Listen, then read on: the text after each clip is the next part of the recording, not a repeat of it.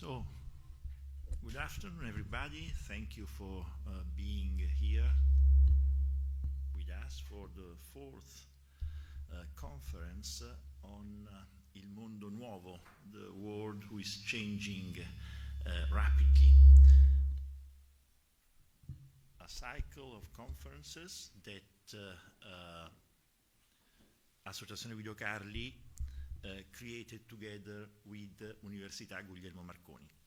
Today we have the honor of having with us Ambassador Rao, who is representing one of the most dynamic players in this global framework who is changing so rapidly, who is changing so fast. So I think it will be very, very important and very interesting to hear from Ambassador Rao what is the view that India has on the many global challenges that we are facing as international community, as international community of countries, international community of people.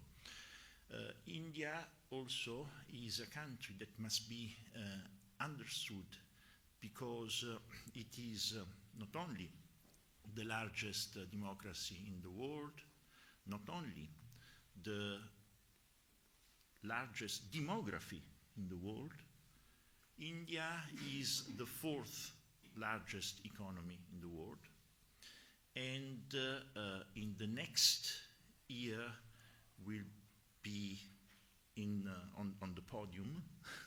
so it's really a country who is playing an important role in this changing. The technological achievements that India made over the last years are impressive. You will see some impressive figures that Ambassador Rao will share with us. So I'm very, very pleased to have such an important country after Germany, France, Japan, because I think if we want to understand the direction the world is going, we cannot avoid to consider India. So thank you very much.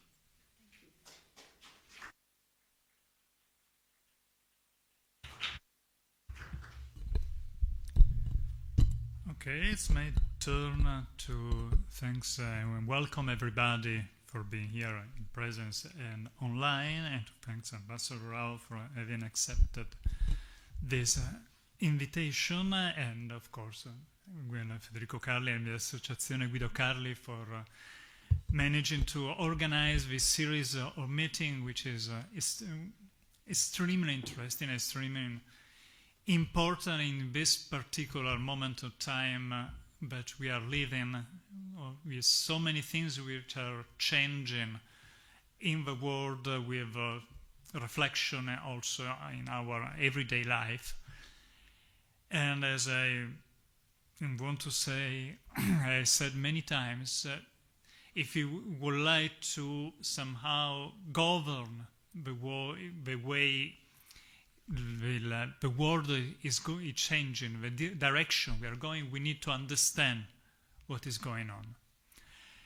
And I think this meeting with Ambassador of India is particularly important for two reasons. One which is personal and one which is, let's say, more public. Well, the personal reason is that I love India. I've been in India many times. I've visited many places from the main city to the country, and it's a fantastic kind of country. The people, the culture, the religion, the new developments. I completely agree that the speed in which India is changing is really incredible. And the public reason is that, in my opinion, can be a model for us in Europe. I mean, you have, 100 different languages, at least. I don't know how many different characters, way of writing is not just the language. the religions are very different, and yet you are together. With all of course, any particular region has its own particular culture, preference, and so on, but everybody feels as part of India. And with all the difficulties and the difficult decisions sometimes. Once I arrived in India, exactly the day that the President Modi decided to retire the banknotes. Oh, I remember that. Yes, there are 3 interesting days. Yes. But somehow it was accepted. Well, we are in Europe, we have many languages, but not as many as in India. The religion, yes, we have differences, but it's essentially the same. The basics are the same. The culture is closer. Yes, going from the south of Italy to the north of Finland is different, but it's not as different as going from Kashmir to the very south of India. And yet we are quarreling because we cannot get together. There are also always some difference, and we should learn something. It can be done. You can put together people because the things we have in common are much more than the things which are different. And the things which are different can be something positive as soon as we are working together. And India is becoming one of the most powerful countries in the world exactly because it's able to manage to keep together with incredible possibilities and strength and potential they have. If we keep staying separated, we are going to, well, I don't want to, we are well below the podium. That's the direction. So I'm really looking forward to listen what you are going to see because definitely we can learn a lot from India. Thank you for being here. Thank you very much. Thank you very much, Rector. So now the floor goes to Ambassador Vani Rao that will make a presentation. After that, Q&A from our researchers and also the audience that are here.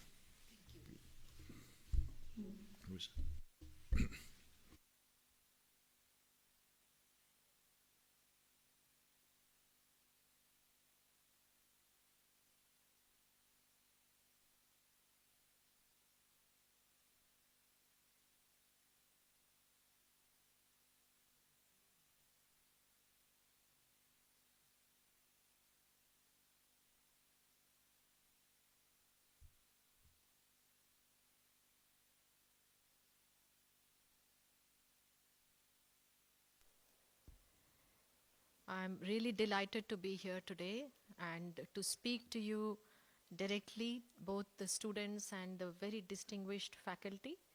And I'm very grateful to Professor Carli, who has been in touch with me for some time and invited me to this excellent opportunity here. So a little introduction about myself. I am a career diplomat. I have been a diplomat for 30 years and I have been in Italy since almost 1 year. Soon I'm going to complete 1 year and it's been a wonderfully intense and very fulfilling assignment. And my diplomatic career began with Mexico and I've done postings in Sweden, Israel, and I was ambassador in Finland before coming here. And in between, I have done several deployments in headquarters, looking at various issues. So that's my diplomatic career for you. And today, I'm happy to share with you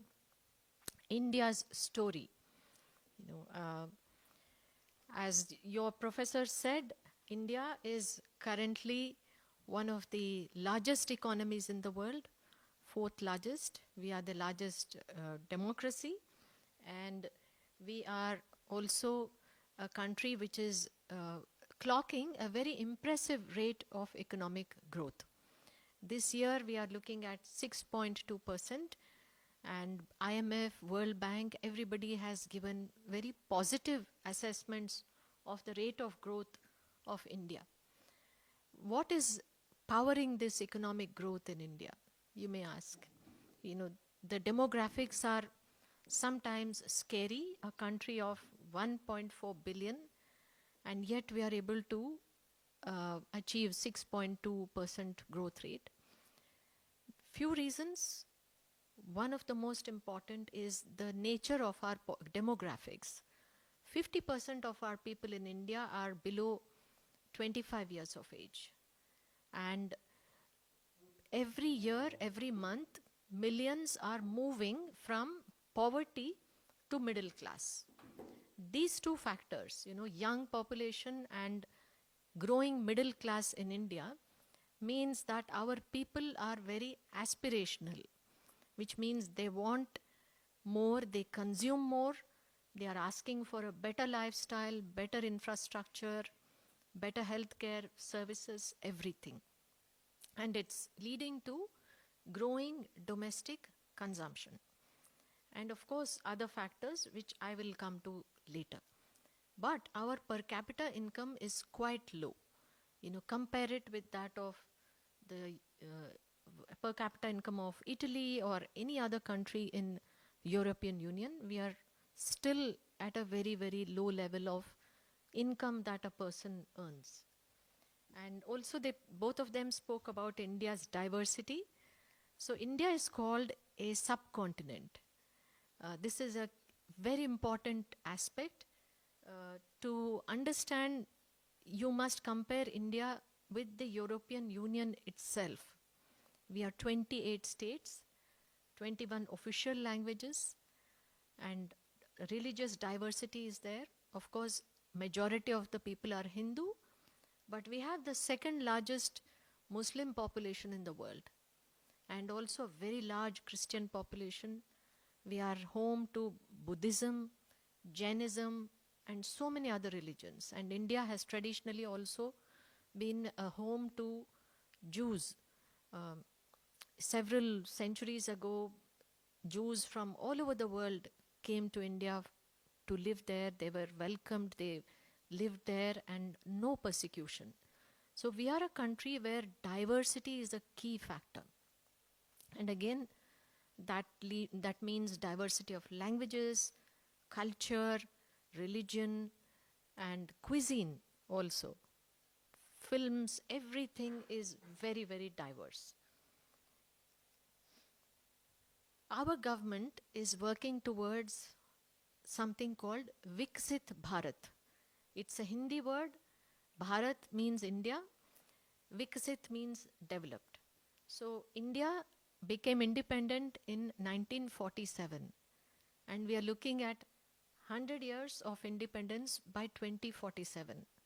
So this is basically our Prime Minister's vision, that by the time India is 100, how should India be? And he has given this plan, direction to the rest of the government. And now all of us, including the diplomatic missions, we are guided by these goals. And in 2047, this is what India will look like. That many people, big economy. Right now we are 4.7 trillion economy, still very small in terms of major economies. And we are hoping to improve our per capita income significantly by then. And the rest of the indicators, we want to have our people enjoy a better standard of living, better healthcare, education, infrastructure, everything. This is the guiding document and vision which is driving the economic policies also. And that I will show you next. These are the priorities that India is pursuing in terms of growth and transition to 2047. And what are these? Employment generation. Because we have a very young population, we have to create jobs. I will speak in detail about these in the next slides, but energy transition, because we are still dependent mostly on fossil fuels. So that is the second. Manufacturing, because our manufacturing industry is very small. It contributes a very small percentage to our GDP, and we import a lot of items. Right now it is oil and electronics that are our biggest imports. So we also have a slogan called Make in India, and that is leading to a lot of changes in public procurements also. Infrastructure and connectivity. If you see India on the global map, you will see that it's in a very strategic location in the Indo-Pacific.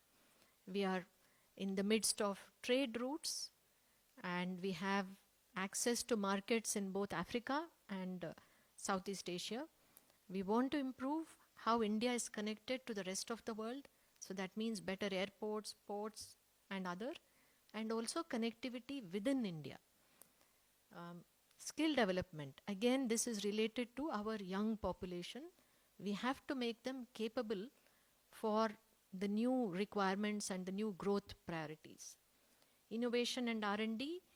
Again, traditionally in India, the percentage of GDP that is allocated to R&D has been very low. Private sector has been even further low in terms of R&D investments, so we are increasing those in future. Agricultural productivity, because India, even now as we are developing, we are primarily an agricultural country in terms of livelihood. More than 50% of our population depend on agriculture. So let me talk about some of these. Employment, because we have a lot of youngsters in India. This is a priority for the government, and it is a big challenge. Demographics can be an advantage and also a challenge. So we need to create jobs by 2030. Unemployment rate is not very bad, but there are problems in correlating college degrees to what the industry wants. So we are revamping our education system also. Vocational education is something that our youngsters do not want to pursue. Everybody wants to aim at becoming engineers and doctors, but we do need skilled youth and skilled workers in different aspects of our economy. And that is where a lot of our skill development priorities are also directed. There is a great deal of internal migration in India for jobs, which means somebody who is in a small town goes to the nearest city. It happens here too, but in India the numbers are very high. And also the north-south divide is also there. It is growing smaller, but we have certain hubs in India where there are many jobs. Delhi, for instance, Mumbai, Chennai, all the big metros, several industries and other opportunities are there, so people migrate to all these places. Regional disparities are very high. In Northeast India, for example, there are 7 states, very few industries, because they are isolated from the rest of India. They are in the hills, so traditionally the connectivity was very poor. So those people come often to Delhi or other states for jobs. Again, women in the workforce is 33%. It's increasing, and it will remain a priority as we go ahead. Skill development. In India, the mindset in terms of college education is very different from the rest of Europe. The average Indian family, the parents and the youngsters, they will all aim for either the STEM fields or something else which gives them an assured job. So the top professions that people prefer are engineering, medicine, MBA. It's not a profession, it's a degree. Now lawyers are becoming very sought after. So what happens? There is a social stigma also about the other courses and other career options. People do not want to opt for vocational education because it's seen as not a very high paying sector, and there is a mindset in society which has discouraged youth and others from vocational education. But now government is giving a lot of emphasis to that. So we have skill training institutes which are looking at technical training, anything from plumbing, electrical repair, furniture making, construction, and other industries. So those are now being given a lot of support, and people in rural India, tier 2 cities, and even in major cities are being encouraged to improve their skills. We are also seeing that our youngsters are looking at being self-employed. This is again a new development. Earlier, everybody would look for either government jobs because they are very stable, or highly regarded and well-known private sector jobs. But now people are taking risk, they are investing, they are starting their own companies, they are starting their own ventures. So you see a lot of startups in India. There is a boom, more than 150,000 startups and 100 unicorns. And the government is actively supporting this startup culture with incentives, grants, encouraging youngsters to be independent. Digital gap is again something that's critical. I think you all will agree that as we go forward, new skills such as and new verticals such as AI, machine learning, cyber, these are going to make a huge difference in how industry becomes competitive and how the economies become competitive. So this is receiving a big priority also. There are universities and others starting courses on all these digital domains. One incentive the government is giving to encourage women and others is credit schemes. So we give priority to women when they apply for bank loans and grants to start their own business. So again, this has been very, very impactful, and there are several women, including in the countryside and others, who have benefited and started their own businesses. Our GDP is structured very differently, the contribution of different sectors in the GDP. In 1990, our economy was mostly dependent on agriculture for the GDP, about 35%. But after 1990, the services sector in India was contributing more to the GDP, and agriculture sector's share has come down, and manufacturing is gradually increasing. A few years ago, it was 17 to 18%, now it is 25%. The government is giving a big push, mainly because we want to create jobs. And where do the jobs come from? You cannot have more jobs created in the services sector, because in the services sector, their organizations are lean and they are either flat hierarchies or very few people. Agriculture, again, you cannot create additional jobs in the agriculture sector. So manufacturing is the only way in which we can create jobs for our youngsters. So India is now manufacturing automobiles. Most global brands are being manufactured in India. The Apple phones are now manufactured there. So many other items. And it's creating jobs. We want to also retain the economic growth rate at least 6 to 7%. again, we can do so by manufacturing in India. We want our economy to become resilient. I shared with you that mostly we import oil and electronics from other countries. So our forex, the way it is structured, we pay a lot for these two items, and we are making a very conscious push towards manufacturing electronics in India, the hardware, laptops and so many other items. We want to also become self-reliant. So when there is a crisis like COVID, for example, we are not impacted because of an external shock, and we can manufacture everything inside India, so you are able to cater to your own population domestically. India is also manufacturing because we want to integrate with global supply chains. And for many items, pharmaceuticals, renewable energy, semiconductors, we are still dependent on other countries.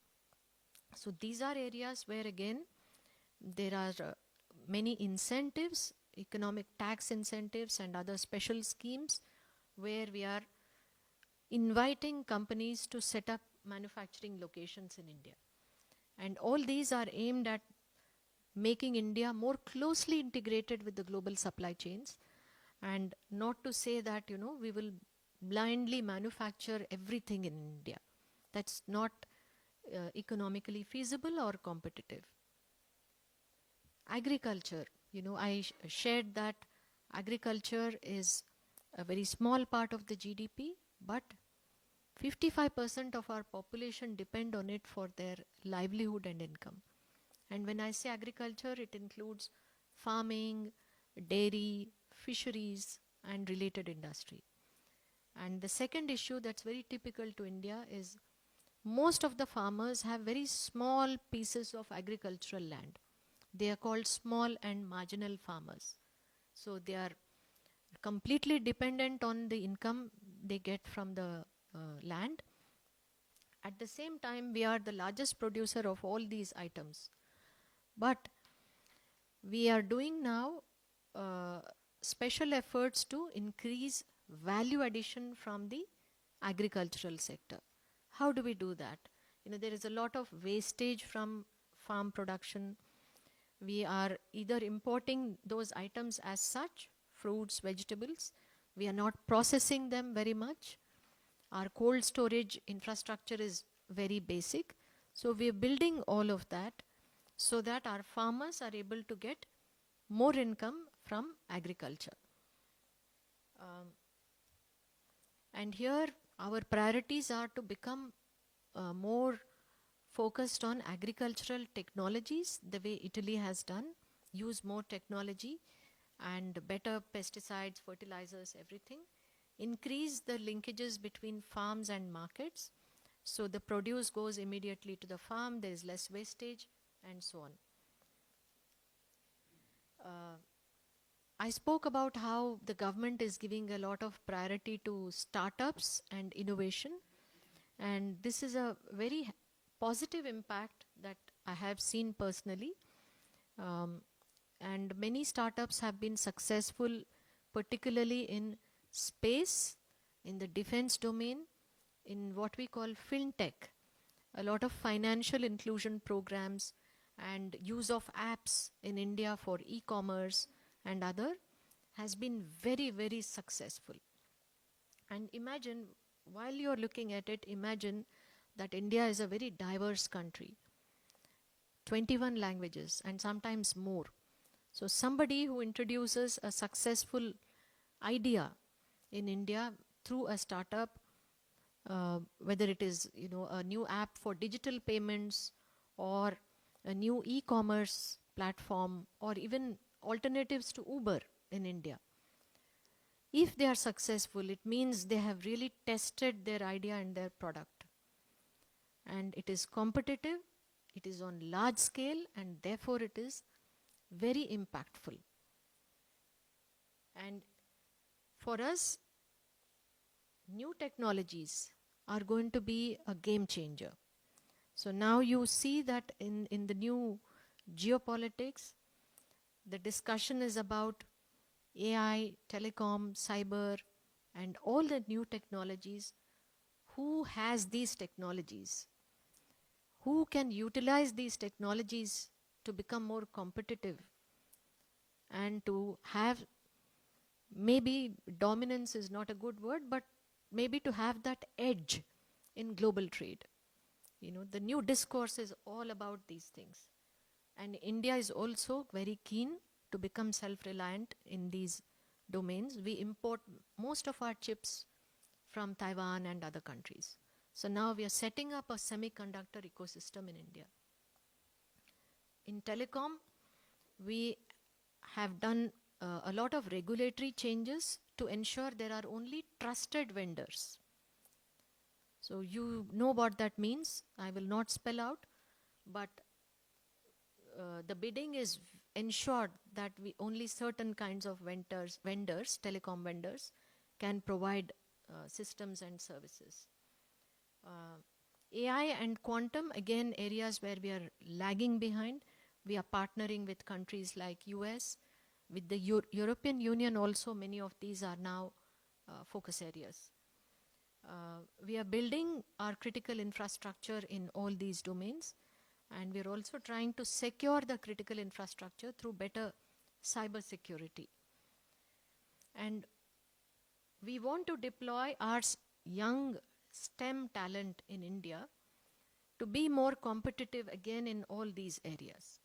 You know, so the courses in colleges are now orienting towards these new domains, and we are inviting several multinationals to train India in these domains. And we have reached arrangements with several American semiconductor companies. They are going to train our youngsters to design chips, to manufacture chips in India.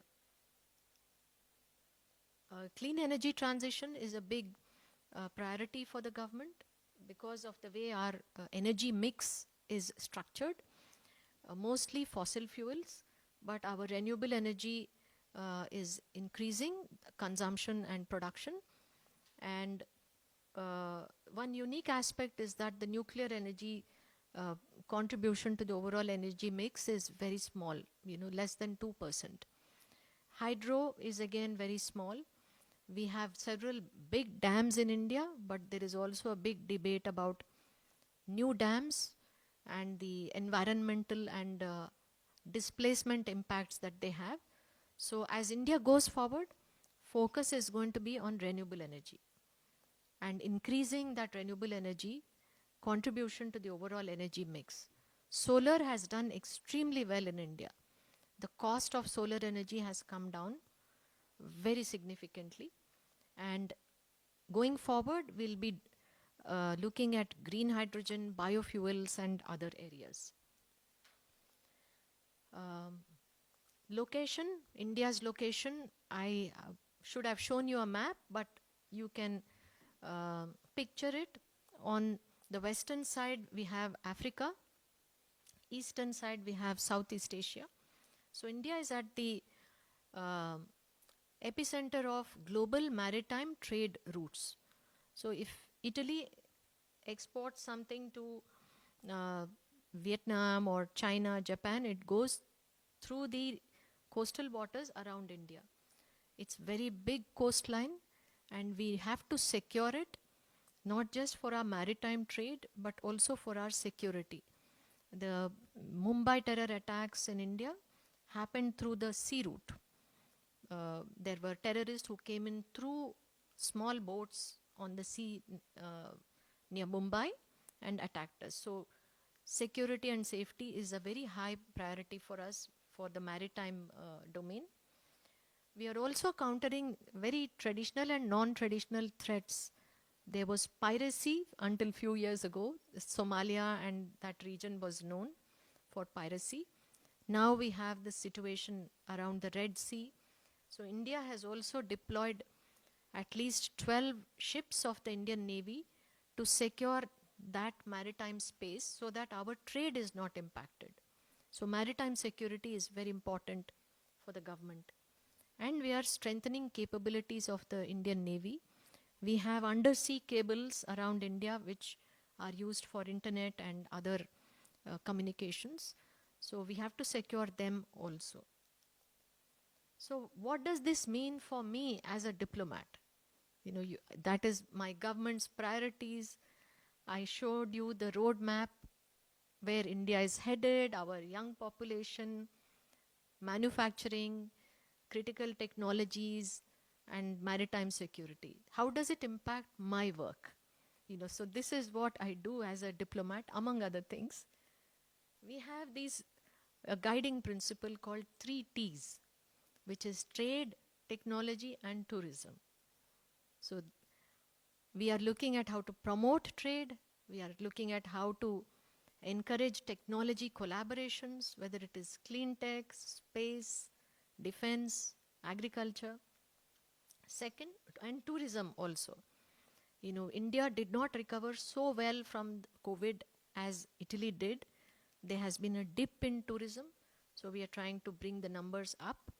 Domestic tourism has picked up significantly. We are looking for new markets for our products and technologies, and the focus is on Africa, Latin America, and also Central Asia and other markets to help our companies enter these new markets. We are also trying to increase India's exports and diversifying imports and trade partners. This is important. For example, in areas like defense, we had some traditional defense partners. And now we are trying to either diversify, which means to look for new countries from where we export from, or to manufacture these items in India itself. That is again to become less dependent on other countries and also to create jobs at home. Facilitate entry of global companies in India. Again, that's something that I have to do here. Not that my pitch to a company will make a huge difference, but it's my job to tell them that these are the opportunities in India, these are the incentives, these are the policies, so please come to India. And when a company is interested, then we help them. So that's a lot of my focus here. Food and energy security. For a country that has 1.4 billion people, and for a country which has to maintain 6.27% of economic growth, we need to have dependent sources of energy, which means even oil for that matter. Oil, renewable energy, and being able to manufacture some of the solar panels at home, for example, or to have the ability to manufacture batteries for EVs. These are our new priorities. What's the last one? Resilient supply chains and trusted vendors and partners. So again, this is a lesson we learned from COVID. When COVID happened, we were not even making masks in India.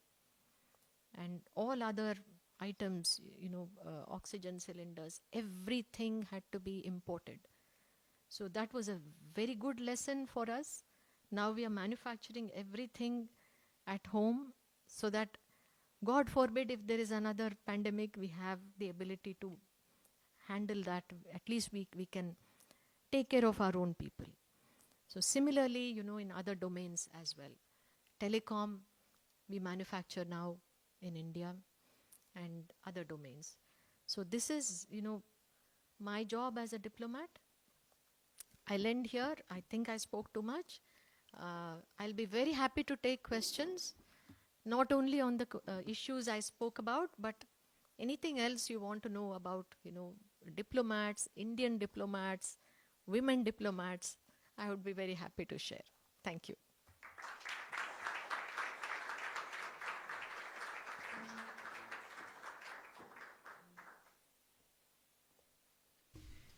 Thank you very much, Ambassador Rao. I really believe that your presentation has been very, very interesting and I would say impressive. Now I would ask to come to the podium Mr. Costanzi for the first question.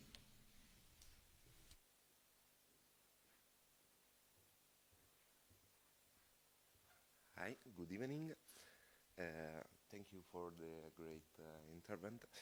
I'm wondering, what are the main opportunities for economic collaboration between Italy and India in the coming years? And which sector do you consider the most promising for the Italian investor?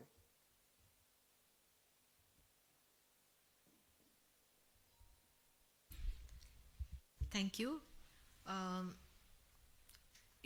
The Indian government and the Italian government have together identified some focus areas for our bilateral relations for the next 5 years.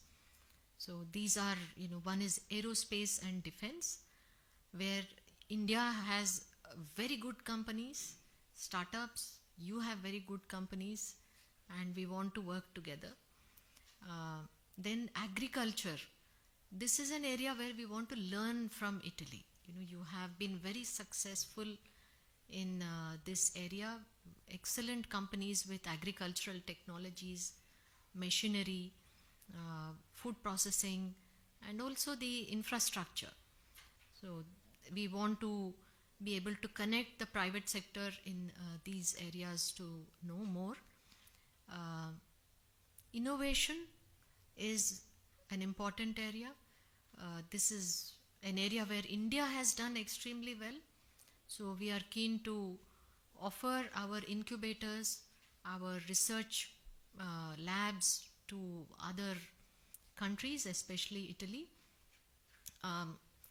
Here I want to share that because of our young population and a large number of engineers and a large number of students who are taking up STEM programs, India is slowly becoming an R&D hub. There are several global MNCs already in India which are doing research and developing new technologies and products. It's a great place for Italian companies to be there. Some of them are already doing that. Then education is a good area because of our focus on skill development. Some Italian universities and colleges, they have excellent strengths, for example, industrial design, automobile engineering. And believe it or not, I even have Indian students here for jewelry design, because some of your luxury brands are so good at some of these areas. So we are looking at connecting universities, Indian and Italian universities. So there are student exchanges, there are faculty exchanges, there are research programs. I think this will be a good way to pool your strengths and India's young STEM talent. Broadly, I think these are the priority areas. Of course, as a diplomat, I also do a lot of cultural diplomacy and others, but this is what I'm looking at. The most promising of these, I would say, is agri-tech, because this is an area where India has very large requirements, and your companies are so capable. So it's going to be mutually, valuable and impactful. Thank you very much. Ellen Buratko, please come to the podium.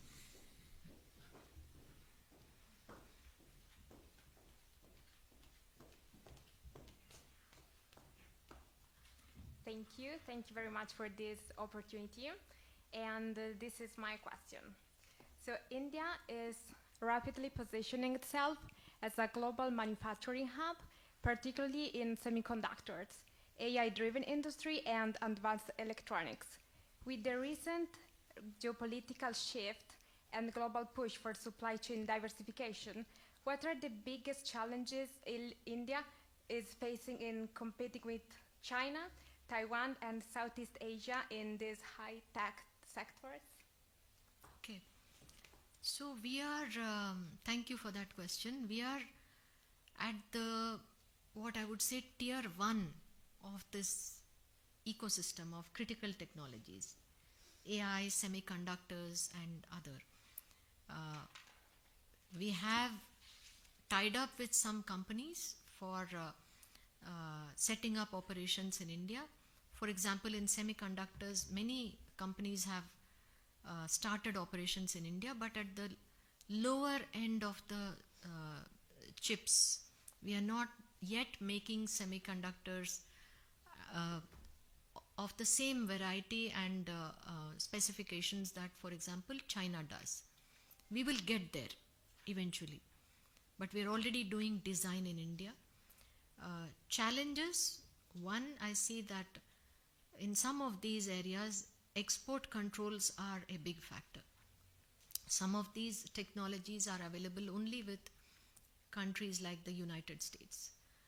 And we have to face their export control regime, which means a lot of approvals before we get access to these technologies. And in quantum, for example, some of the equipment is extremely expensive. And for a company that wants to use quantum computing for a particular technology, they have to make huge investments. So, and the other which I spoke about also is the reluctance of industry to make big investments in R&D. They have to be willing to do that in order to become more competitive. So we are trying to get around this by having more technology collaborations. We have a good technology platform and partnership with the Americans. We are now looking at a similar one with the European Union. So partnerships are one way, but these are the challenges. Your Ambassador, Emanuele Solito.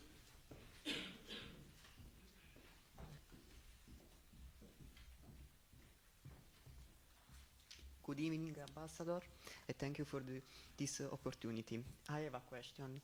India is set to become the world's most populous country. How can it leverage this demographic shift to sustain long-term economic growth without facing the challenges of jobless growth? Yeah, so I spoke a little about that in the presentation.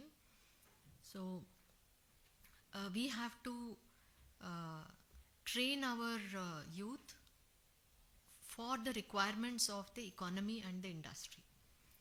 So how is the industry transforming currently? There is a lot of automation. There is an emphasis on digital technologies. There is a shift from cash-based economy to cashless. So consumer mindset and habits, consumption, everything is changing. So keeping that in mind, we really need to change the way our education system is structured, our curriculum is structured, and train our youngsters in colleges so that when they graduate, they have the skills to be employed directly in an industry or in a company. That is our biggest challenge. And the second challenge we are facing in India is not lack of jobs. It is abundance of youth, and therefore, sometimes the companies do not offer good salaries because there is a lot of workforce available, and we see that people are shifting from one company to the other only because the salary is better. So that work attrition rate is very high. So these two challenges, and also language is somewhere, a factor also. Many of us study in English, but there are quite a few in India who don't study in English. So that's a handicap. When somebody goes from one city to the other for a job, language becomes a factor. So now, because we are using digital technologies and AI, several big tech MNCs like Google and others, they are developing models and platforms which everybody can use so that they are language agnostic. For example, somebody is sitting in a village selling a product. How does he access the market outside? If he is selling it online, he has to have a platform on which everybody can understand what the product is, the price, everything. So language is becoming very important in India, and companies like Google are helping us there. So people have access to a larger economy. So it is a real concern that if we are not able to ensure jobs for our youth, then how do we ensure economic growth rate? Thank you. Thank you. Emina, Claude.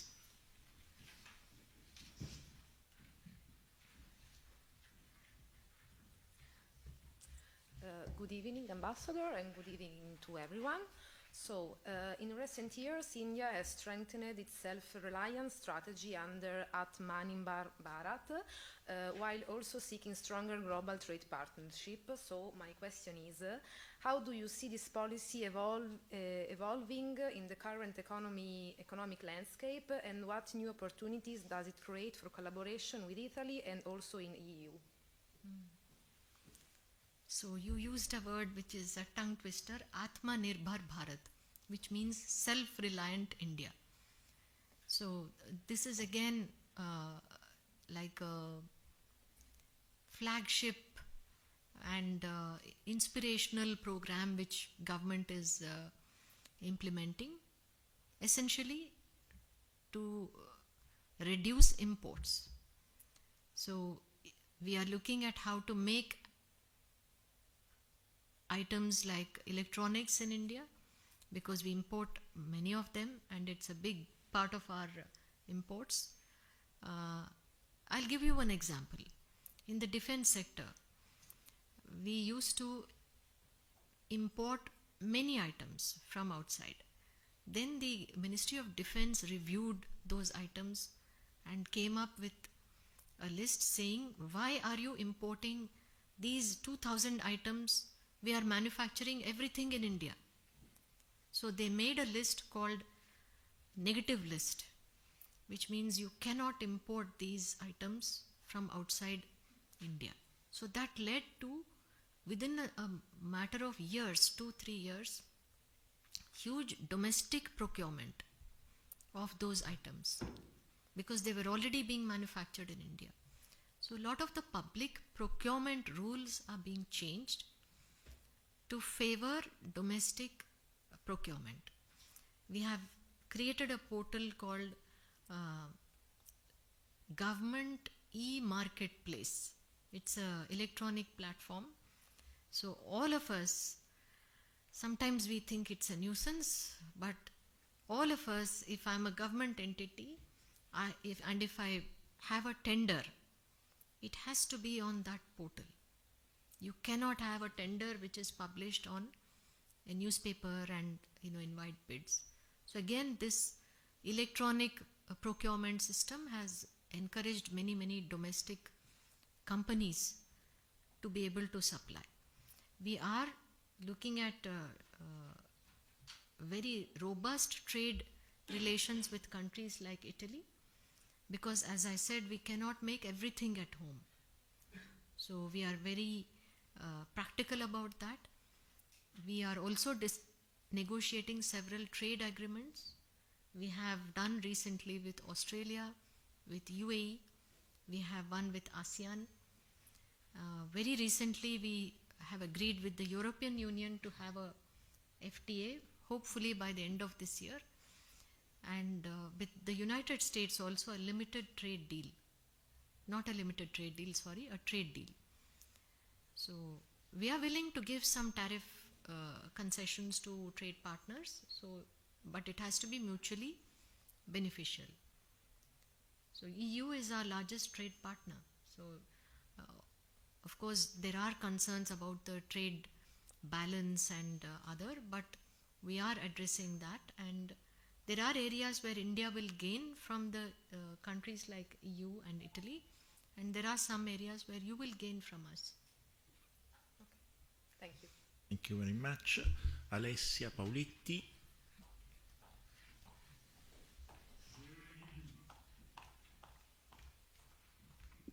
Good evening, Ambassador. So here is my question. How can synergies in the industrial sector between India and Italy be increased, considering India's growth and US tariffs? Okay, so trick question? No,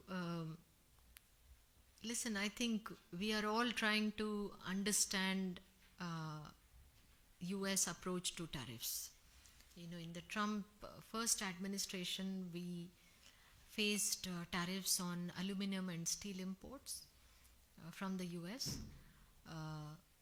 Right now, we are, as I said, trying to negotiate a trade deal with the US. And it may result in some tariff reductions from their side and some tariff reductions from our side also. So this is one opportunity for Italian companies. Maybe you can look at setting up manufacturing locations in India. So you benefit from some of these FTA arrangements that we have with other countries. You know, I mentioned that we have free trade agreements with countries like UAE and Australia. We are negotiating with EU, UK, and with the United States, hopefully, you know, sometime soon. But irrespective of that, you know, look at India independently, even without the tariff issues. It is a large market. It is a growing economy where the rate of growth is very high, where consumption is very high, and where a company can be very competitive in terms of the cost at which an item is manufactured. Simply because we have abundant workforce, we have a big pool of engineers and English-speaking professionals. They are a strength for any company. So independent of, you know, what's happening with the US, with other countries, do look at India on its own. You know. Thank you.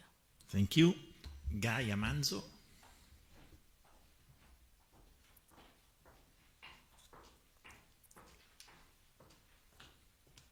Good evening, Ambassador. So India is making significant investments in infrastructure and digitalization to support its economic growth. In which areas could cooperation with Italy accelerate its developments and create value for both countries? Thank you.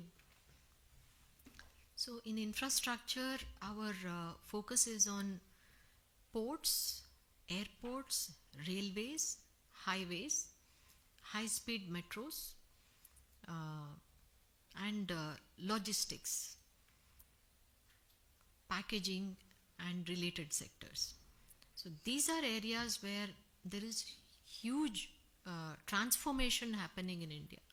I mean, those of you who visit India from time to time, if you visit after 2 years, you will see that there are new roads, you know, not just part of the road, but there is a new road. I don't recognize my hometown when I go back after 1 year. You know, things have changed. Some buildings which were in one place, they are knocked out and there is a new flyover there or something else.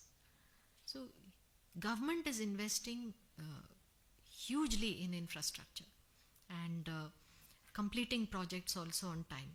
We have new airports in most of the metro cities. We invite, you know, Italian companies to help us in these sectors.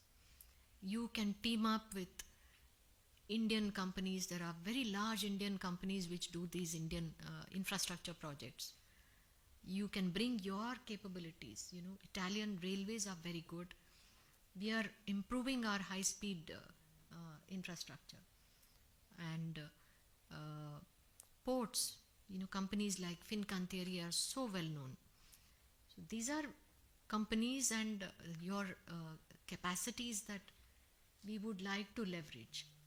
So a big area. Logistics, Italy has done extremely well. You are at the hub of trade in the Mediterranean and Africa, Europe. We want to, use the same technologies and expertise to become better. So these are areas where we invite Italian companies. Thank you. Thank you. Flavio Avallone.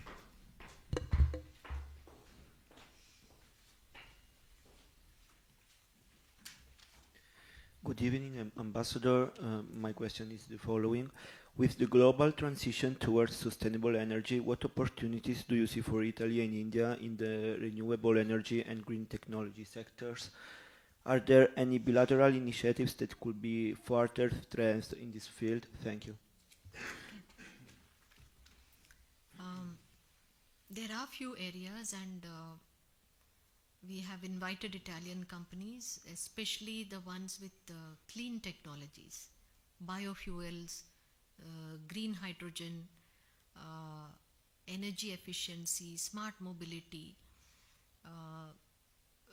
Private sector has a lot of technologies. They can team up with Indian private sector. There are tenders that Indian government awards for some of these major programs. So we see these as huge opportunities, and our startups are also doing very well in some of these areas. So these are mostly opportunities in the private sector, but in terms of the governments, what can we do? Bilateral initiatives. R&D is of course a big area. Right now, storage of energy is a big priority. Batteries for EVs, recycling of batteries. These will require big R&D investments either by government or the private sector. So that these are areas where we can work. Italy and India are part of something called the Global Biofuels Alliance. So again, this is led by governments. If private sector can work together, I think it's a good opportunity. Thank you. Sofia Stefani.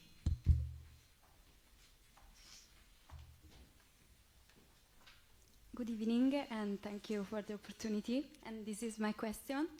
What programs or initiatives do you think could be strengthened or implemented to improve technological collaboration in the field of artificial intelligence between India and Italy?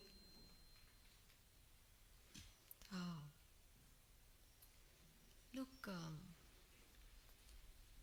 with some of the developed countries, we are discussing either private sector collaboration or government-to-government cooperation. If we talk about governments, I think a lot of discussion is happening about norms, ethics, and how AI is being used or can be used in some of the new domains. For example, concerns about data privacy, fake news, and so many other. So these are discussions that are taking place. I am confident that there is much more we can do. With the European Union also, we are discussing some of these concerns. There are many platforms, private sector-led platforms, the ones in which governments are participating. Industry in India is adopting norms and voluntary standards for AI. So I don't know if, as a developing country and a developed country, we are looking at AI in the same manner. We are looking at AI in a much more positive approach to leverage AI to benefit our people, to improve services for our people, and to make more technologies accessible to our people. But in Europe, I see that there is a lot more concern about AI. So we are looking at AI as a force for global good, whereas here there are more, I think, regulatory approach to AI. So somewhere, we need to bridge that divide and work together. Thank you, Ambassador. Now, before giving floor to the Rector for his concluding remarks, and before thanking you for this very inspiring speech and view about India, I would take advantage, Ambassador, of your presence for asking if there are a couple of questions from the audience. I see Magda Bianco from Bank of Italy. I don't know whether she has some question, or if anybody has a question, please raise your hand, because I think we have this opportunity of the Ambassador. Magda. Please. Can I speak like that? Yeah. Yes, I can hear you. Yeah. Well, I've witnessed in my work with the G20 huge advances in the financial sector. They're all digital public infrastructures on which you have built a lot. Yes. Have been amazing.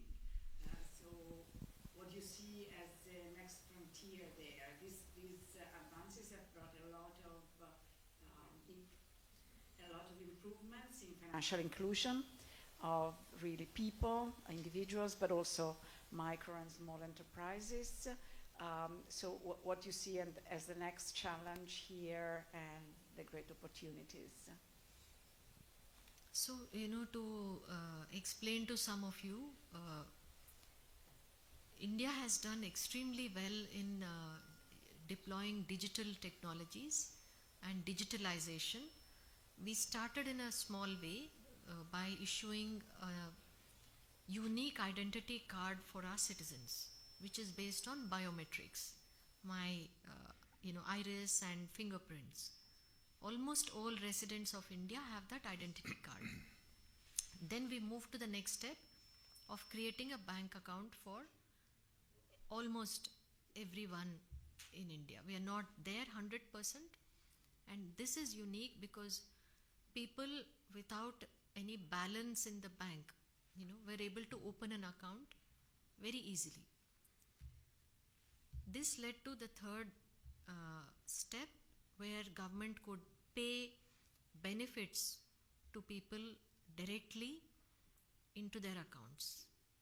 Then the next step of using mobile phones for some of the transactions.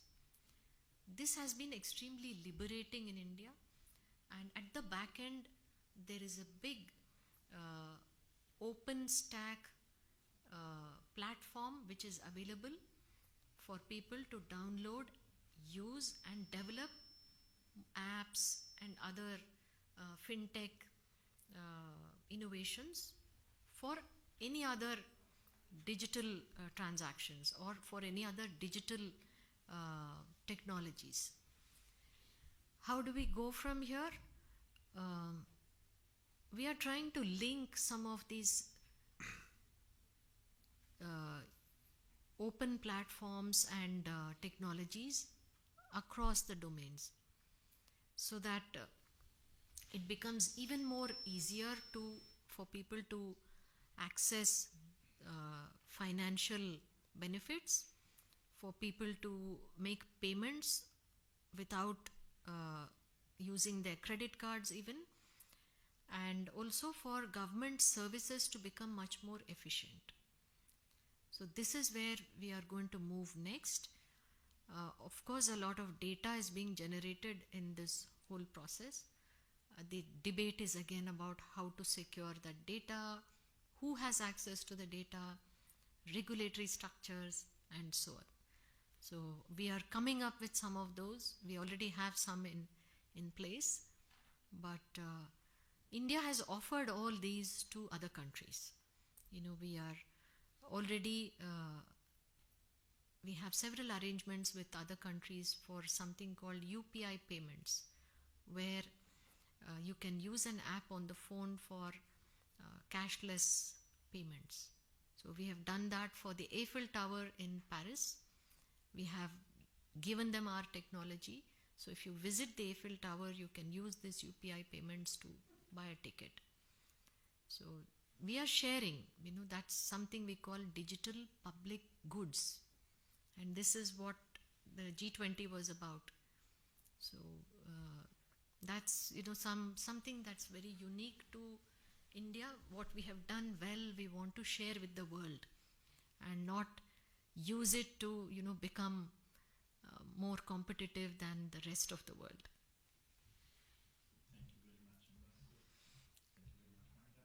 Thank you very much, Magda. I don't know whether after this bank, Elisabetta Fiorentino has a question, or Professoressa Matarazzo. Please. Yes?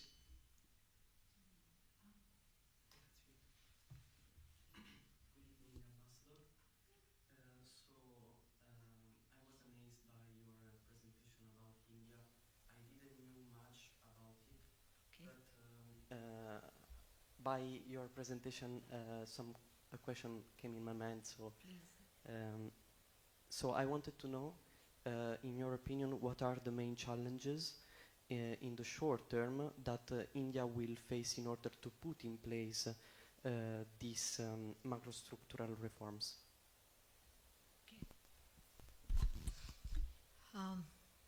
Employment, investments, and also access to technologies. A lot of the improvements in infrastructure and access to critical technologies is going to be very critical for us. We need to be quick, because in order to achieve that big goal of 2047, 100 years of India's independence, to improve our GDP significantly, to improve our per capita income significantly, by then we really have to run faster than everybody else. That is our big challenge, and we have to leapfrog in various sectors. I hope you know what leapfrog means. Again, an example, in the mobile phones, for example. Millions and millions in India moved directly to the mobile phone without ever having a landline at home. So that's what is called leapfrog. And the second area where we've leapfrogged is the cashless transactions on the mobile. Again, those who never had a debit card or a credit card directly went to digital payments. So we have to do that in various sectors to be able to reach that 2047 and improve the lives of millions of Indians. We have to improve our healthcare, education, infrastructure, and others, and even basic things that many of you take for granted here, like drinking water, sanitation, housing. We have to do much better than what we are and improve all of that. Prime Minister Modi's, one of his most memorable campaigns in India few years ago was for sanitation, which basically means toilets for all.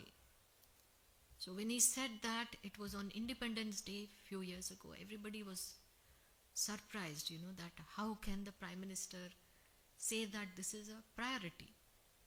But it made a huge difference to people, to the dignity of people, to the dignity of women, girls. So something as basic as that, we have to ensure that most of our people have access to it. Drinking water, electricity, 24/7 electricity. Some parts of India don't have that still. That means we need to have a better grid and an energy system which is very reliable. So these are. Thank you a lot. To thank Professor Abate and Guglielmo Marconi University for hosting this very interesting discussion, and to thank particularly the Ambassador Rao for her speech. I mean, as the rector, I've always been an admirer of India, but the figures that you showed to us and are really impressive, and really what makes me think is that it is clear that you as a country have a strategic view regarding your future, regarding your goals, regarding the implementation of the strategy for achieving those goals. And this is something that we as Europeans probably have to think about, because I think that here we are kind of lacking these strategic views. It's really impressive, so thank you very much. And please, Professor Abate. Well, thanks again. Thanks to the Associazione Guido Carli for organizing. Really thanks to the Ambassador Rao for being here. Can this interesting, very interesting presentation. And I agree with what Federico just said. The scale of not only of the past growth of India, but the scale of the kind of action have been made, and from both a spatial point of view, from how many things are done, but also from a temporal point of view. That you are planning in 47, it's more than 20 years ago. It's I think the right way, the only way to drive a country toward a future. China did something like that in the last 20, 40 years, and we saw definitely the results.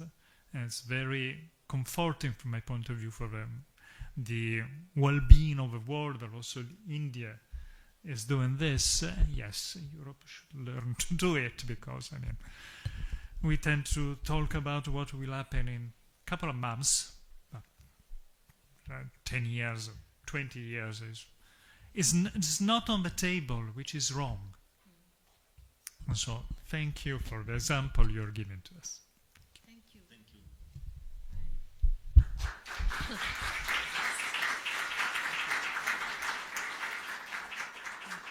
Very honored that the rector stayed with me during this interaction, and I hope that I have given you a little glimpse of India and our aspirations.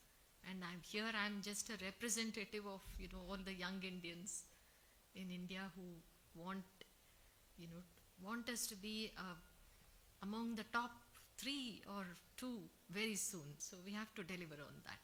I wish you good luck.